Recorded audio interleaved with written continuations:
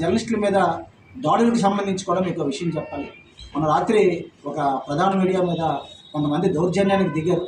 అయితే విషయం తెలిసేసరికి జర్నలిస్టులు అందరూ కూడా బాగా రియాక్ట్ అయ్యారు. అయితే వారు స్వచ్ఛందంగా లేదు ఇది మా యాజమాన్య పరంగా చూసుకుంటామని చెప్పారు. ఏదేమైనా సరే జర్నలిస్టుల మీద దాడులు సరికాదు. మీకు మరీ చెప్తున్నా, ఇంకోసారి దాడులకు కానీ ఎక్కడైనా తెగబడితే మేము కూడా స్వచ్ఛందంగా తర్వాత ఇంతవరకు కూడా మాలో మంచితనాన్ని చూశారు. తర్వాత మరి మాలో ఉన్న ఏంటి సెకండ్ అనేది కూడా మీరు చూస్తారు. దాడులు చేయడం అనేది మంచిది కాదు.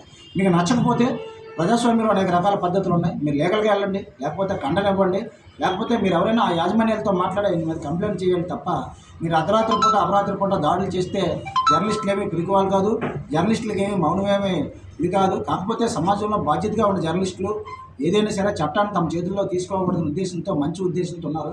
జర్నలిస్టుల మీద జరిగిన దాడులను ఖండిస్తున్నాం.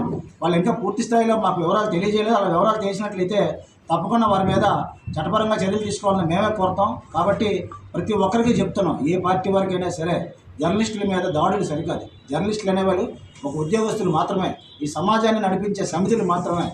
జర్నలిస్టులు అనేది మీకు మాకు ప్రత్యేక విరోధం ఏమి ఉండదు. మా డ్యూటీలో మా వాళ్ళు ఉంటారు కాబట్టి వాళ్ళకు రక్షణ కల్పించాల్సిన బాధ్యత కూడా మీదే.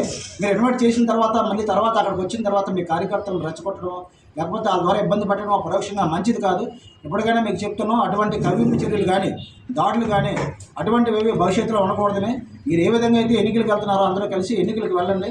జర్నలిస్టుల సహకారం లేకపోతే మీరు ఎక్కడికైనా మీరు చేసే కార్యక్రమాలు ప్రజలకు తెలిసే అవకాశం లేదు. కాబట్టి ఎక్కడైనా భవిష్యత్తులో అయినా సరే జర్నలిస్టుల్ని గౌరవించండి, వారి ప్రేమామానాలు పొందండి.